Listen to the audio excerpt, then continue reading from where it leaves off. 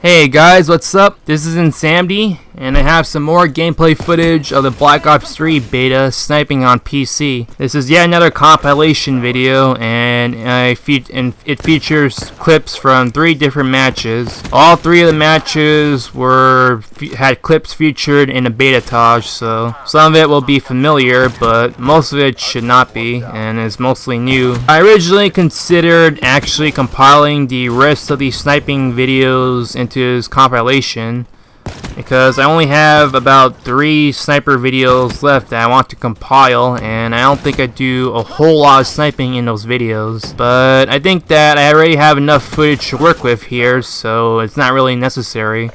I'll just have to compile the rest of the footage in a different video. And there's still one sniper video that I intend to upload standalone. It's probably the best sniper video that I got so far, in terms of going positive and getting a lot of sniping kills, along with some cool shots here and there. Anyway, the Lolcuz bolt action sniper rifle, although I like it a lot, for a time being it's not my favorite yet.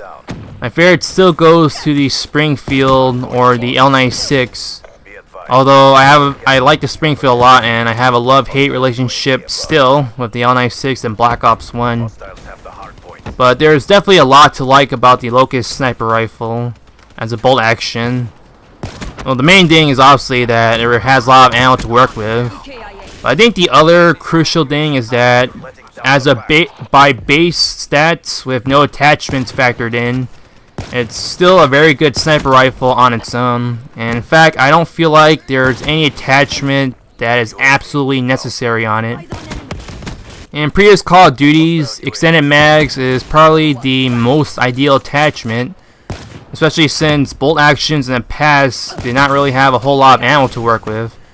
Semi-autos did, to compensate for the fact that you'll probably end up wasting most of it spamming them. But for bolt actions, you have less ammo to work with, and so all those shots that you make, you really need to make them count.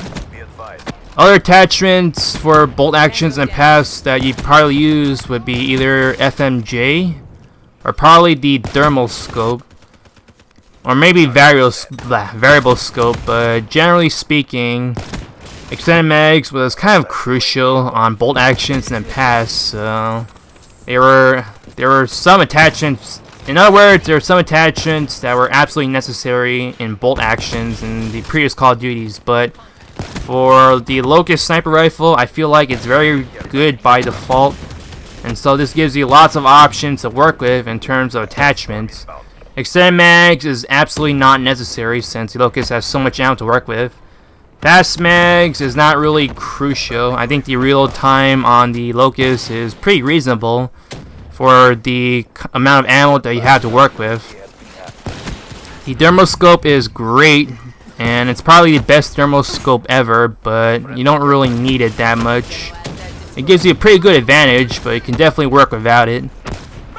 Then there's the suppressor if you want to snipe silence, which I don't usually do. You can still get one-shot kills with a suppressor, but I think you lose the stomach kill shot. I'll have to try silence sniping one day. And then what other attachments? Rapid fire, of course. I'm using that on this. I'm using that on the Lolcuz for the most part, but I think the bolt pulls fast enough that the rapid fire attachment is a nice little bonus, but it's not really a huge game changer on a Lolcuz.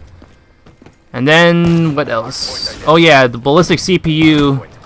It's not really necessary either, and in fact, if you have the thermal scope attached, you cannot equip a ballistic CPU.